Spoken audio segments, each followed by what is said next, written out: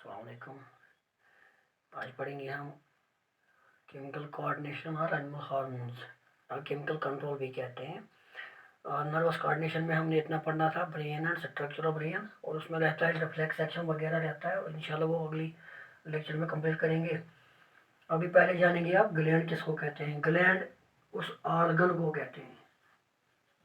Gland is an organ which secretes, ये organ होता है gland which secretes either enzymes और हार्मोन्स। याद रखिएगा। तो ग्लैंड उस ऑर्गन को कहते हैं जो सिक्रीट करेगा या एंजाइम्स या हार्मोन्स। जो ग्लैंड है इसके 3 टाइप्स होते हैं। पहला ग्लैंड जो है this is called endocrine gland. यहाँ पे मैं ये इसकी बात कर रहा हूँ, पहले ग्लैंड की, एंडोक्राइन ग्लैंड। दूसरा है एक्सोक्राइन ग्लैंड और तीसरा है हेटेरोक्राइन ग्लैंड। हेटेरोक्राइन ग्लैंड। अगर बात करेंगे एंडोक्राइन ग्लैंड, उस ग्लैंड को कहते हैं विच सिक्रेट्स। ग्लैंड क्या है? ऑर्गन जो या तो सिक्रेट करेगा हार्मोन या एंजाइम्स। एंडोक्राइन ग्लैंड जो है वो सिक्रीट करता है, इट सिक्रेट्स ओनली हार्मोन्स। याद रखना, it secretes only hormones. The gland which secretes only hormones is called endocrine gland, and the endocrine glands are called ductless glands. They lack ducts. So इनकी secretion direct blood stream में जाती है through circulatory system. जैसे मैं example दूंगा endocrine glands की जो है, हमारे पास है thyroid gland. Example endocrine gland की मैं दे रहा हूँ। हमारे पास है पैराथायरॉयड ग्लैंड। हमारे पास होता है पाइनियल बॉडी, जिसकी बात मैं कर चुका हूँ। हमारे पास होता है पिट्यूटरी ग्लैंड, तो एटसेट्रा बहुत सारे ग्लैंड होते हैं। या होता है हमारे पास एड्रिनल ग्लैंड होता है। तो ये सारे ग्लैंड्स क्या होते हैं? Endocrine glands, because they secrete only hormones. तो बात हमें इसकी करनी है, क्योंकि यही एंडोक्राइन ग्लैंड आता है एनिमल हार्मोन्स में या केमिकल कोऑर्डिनेशन में। अब मैंने यहाँ पर जो कि लिखा हुआ है, तो इसकी थोड़ी बहुत इंफॉर्मेशन देंगे आपको। जो हमने लाइव प्रोसेसेस में पढ़ा है, एक्सोक्राइन ग्लैंड जो वो ग्लैंड होते हैं जो सिक्रीट करते हैं only enzymes. The gland which secretes only enzymes like salivary gland. मैं लिखूं यहाँ पे, चलो इसको मैं कर दूं राब यहाँ पे सिलिवरी ग्लैंड होता है, सिलिवरी ग्लैंड, गैस्ट्रिक ग्लैंड, ये इंटेस्टाइनल ग्लैंड्स, ये ग्लैंड क्या कहलाते हैं? दे हैव डक्ट्स, ये अपनी सिक्रीशन थ्रू डक्ट्स पहुंचाते हैं। So they are called duct glands also. जो तीसरा ग्लैंड यहाँ पे है हेटेरोक्राइन ग्लैंड,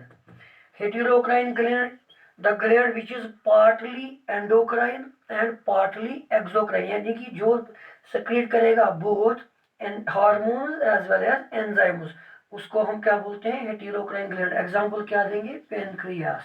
पेनक्रियास जो हमारा ग्लैंड है, ये दोनों है हेटेरोक्राइन, बिकॉज इट पार्टली सिक्रीट्स, एक तो ये सिक्रीट करता है insulin which is a hormone, और ये सिक्रीट करता है pancreatic juice which is an enzyme. तो ये बात होगी हेटेरोक्राइन ग्लैंड की, एक्सोक्राइन ग्लैंड की। एंडोक्राइन ग्लैंड, जो ग्लैंड खाली हार्मोन सिक्रेट करते हैं, उनका हम दूसरा नाम बोलते हैं होलोक्राइन ग्लैंड्स। तो अगर हम करेंगे study of endocrine glands and their hormones, उनके हार्मोन्स की स्टडी अगर करना चाहेंगे तो उसको हम क्या कहते हैं, उसको कहते हैं endocrinology. This is called endocrinology. तो अब हार्मोन को डिस्कवर किसने किया वो मैं बता दूं। फर्स्ट हार्मोन, या हार्मोन पहले बोलेंगे कि हार्मोन किसको बोलते हैं, हार्मोन किसको बोलते हैं। डिफाइन हार्मोन, हार्मोन जो है ऑर्गेनिक कंपाउंड है, ऑर्गेनिक कंपाउंड होता है which is secreted by, which is secreted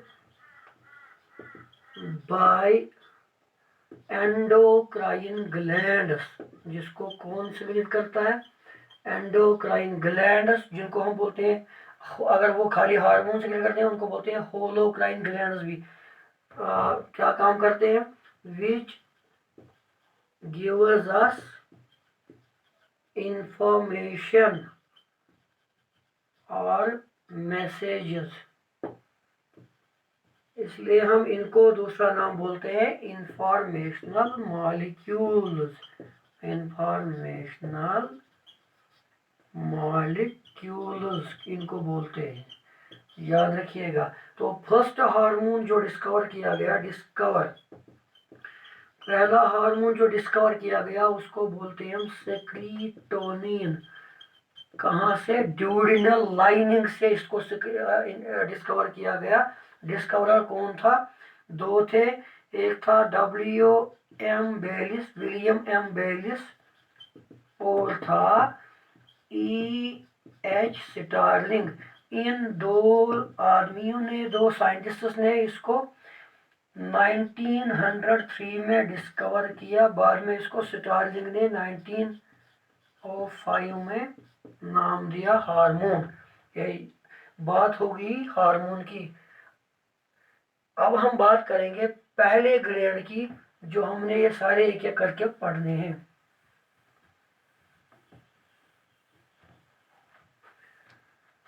तो मैं यहाँ पहला हार्मोन ग्रेड ले लूंगा, पैराथायरॉयड ग्लैंड, पैराथायरॉयड ग्लैंड। हम पढ़ रहे हैं एंडोक्राइन सिस्टम और एंडोक्राइनोलॉजी, अब उनकी स्टडी करनी है।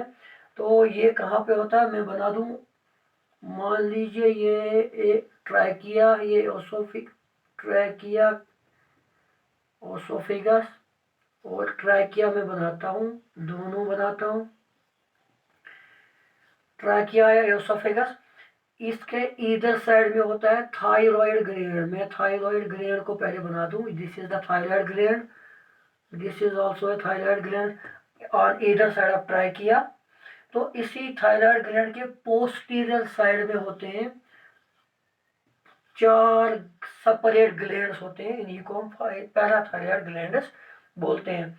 तो पैराथायराइड ग्लैंड कहाँ पे होते हैं, posterior side of the thyroid gland. This is the thyroid gland, thyroid gland, this is trachea, wind pipe, and this is oesophagus और फूड पाइप। तो जो पैराथायराइड ग्लैंड है इसका ऑरिजिन में बता दूं, ऑरिजिन 3 तरह के होते हैं, मतलब ये किससे बना है, इसका ऑरिजिन एम्ब्रियो की 3 लेयर्स होती हैं। पहला होता है मेसोडर्म,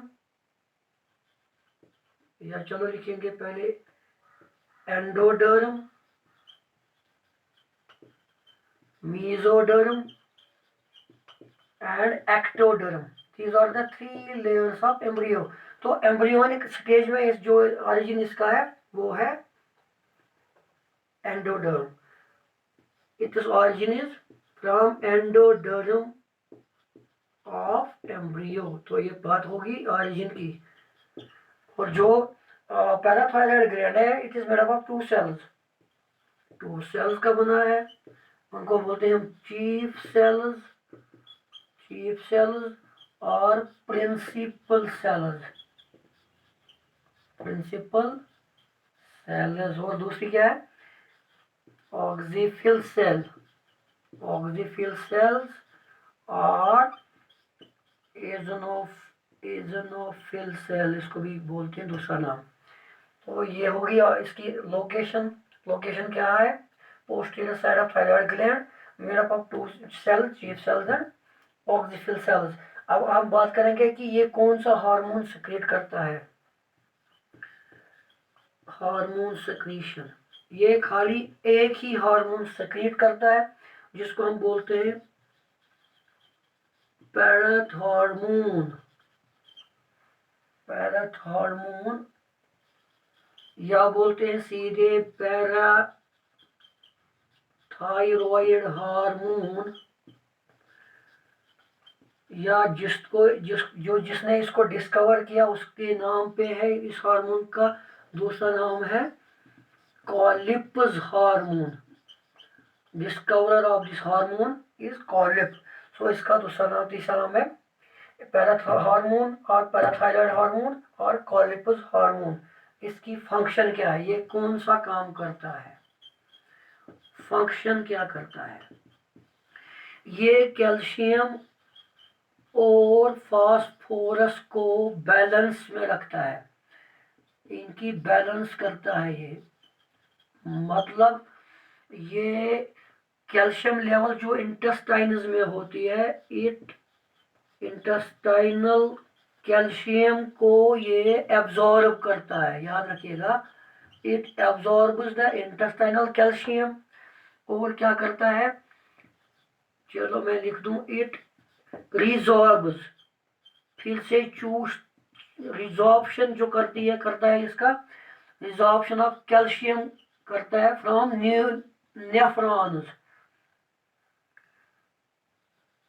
और neuron, from neuron, sorry, it acts as resorption, फिर से वापस चूसता है कैल्शियम फ्रॉम न्यूरॉन्स, और इनहिबिट करता है, रोकता है phosphorus from kidneys and inhibits, चलो मैं यहाँ लिख दूं,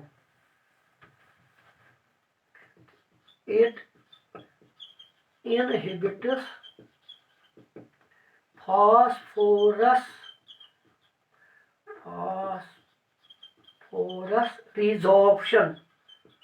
resorption from kidneys। ये बात याद रखना। तो पहला पॉइंट, ये करता है कैल्शियम एंड फास्फोरस को बैलेंस, इंटेस्टाइनल कैल्शियम को ये एब्जॉर्ब करता है और रिजॉर्ब करता है कैल्शियम न्यूरॉन से, और रोकता है फास्फोरस को फ्रॉम किडनी से। तो इसलिए हम इसको बोलते हैं मेटाबोलाइजेस और regulates the calcium phosphor balance. और इट मोबिलाइजेस कैल्शियम फ्रॉम बोन्स। ये बोन से क्या करता है, कैल्शियम को बोन लाता है from bones into the blood, और खून में डाल देता है। अब बात करेंगे इसके डिसऑर्डर्स की। अगर खुदा ना करे ये काम करना छोड़ गया या कम करना छोड़ गया या ज़्यादा करना छोड़ गया तो कौन से डिसऑर्डर्स हो सकते हैं। तो हम बात करेंगे अब डिसऑर्डर्स ऑफ पैराथायरॉयड हार्मोन। पहला जो पॉइंट है उसको हम बोलते हैं हाइपोपैराथायरॉयडिज्म। मतलब अगर इसकी सिक्रीशन कम हो गई तो क्या हो जाएगा, when its secretion decreases, when its secretion decreases, तब उसको हम बोलते हैं हाइपोथायरॉयडिज्म, या बोलते हैं हाइपोकैल्सीमिक। फिर क्या हो जाता है मैं बोल दूँ, जो मसल्स हैं कंट्रैक्शन होता है, कंट्रैक्शन ऑफ जो साउंड बॉक्स है उसका कंट्रैक्शन होता है, उसके मसल्स का, लेरिंक्स मसल्स, जो चेहरे की मसल्स हैं वो कंट्रैक्ट होती हैं, जो पाँव की मसल्स हैं वो कंट्रैक्ट होती हैं, और नतीजा निकलता है एक डिजीज हो जाती है, एक बीमारी पाई जाती है जिसको हम कहते हैं हाइपोकैल्सीमिक टेटनी। टेटनी का मतलब ये वो खतरनाक डिजीज है। कैल्शियम लेवल अगर कम होगी तो ये जो ये गैप होता है यहाँ पे ट्रैकिया का, वो बंद होकर इंसान की डेथ हो सकती है। हाइपोकैल्सीमिक टेटनी उसको कहते हैं। ये बात हो गई जब पैराथायराइड हार्मोन की सिक्रीशन बिल्कुल कम होगी, यानी कि हाइपोकैल्सीमिया होगा। अगर दूसरी बात करेंगे, अगर उल्टा ये ज्यादा हो गया, हाइपरथायरॉयडिज्म। मैं जल्दी जल्दी क्यों करता हूँ, आपको पता ही है 2G सिस्टम यहाँ पे चल रहा है। इंक्रीजिंग, अगर सेक्रेशन इसकी इंक्रीज होगी तो क्या करेगा ये it withdraws the calcium from bones, more and more calcium ये बोन्स में लाएगा, विदड्रॉ करेगा। ये it withdraws more and more calcium from the bones, और कहाँ छोड़ेगा इनको, from the bones into the blood, और खून में इस कैल्शियम को डाल देगा इनटू द ब्लड। नतीजा क्या निकलेगा, बोन्स में कोई जब कैल्शियम सारा निकल के आएगा, खून में चला जाएगा, तो ये बोन्स जो है सॉफ्ट बन के डिफॉर्मेशन उनकी होगी और फ्रैक्चर्स पैदा होंगे बोन्स के। और एक बीमारी, फ्रैक्चर्स, एक बीमारी उसको हम बोलते हैं, जो डिफॉर्मेशन ऑफ बोन्स होता है, फ्रैक्चर्स ज़्यादा हो जाते हैं, सॉफ्ट बोन्स हो जाते हैं, उसको हम बोलते हैं ऑस्टियोपोरोसिस। तो ये डिजीज है related to bones, bone loss होता है बिकॉज ऑफ हाइपरथायरॉयडिज्म। और क्या हो जाएगा, जब खून में बिल्कुल ज़्यादा कैल्शियम आ गया तो आएगा तो स्टोन्स बनेगी, कैल्शियम स्टोन्स, जिनको हम कैलकुलस बोलते हैं और कैलकुलाई बोलते हैं, जिनको मैं लिखूंगा यहाँ पे किडनी स्टोन्स। तो ये आपको समझ में आया होगा। जल्दी जल्दी मैं करता हूँ क्योंकि मैं वीडियो को शॉर्ट बनाने की कोशिश करता हूँ ताकि आप अपलोड कर पाए। अस्सलाम वालेकुम।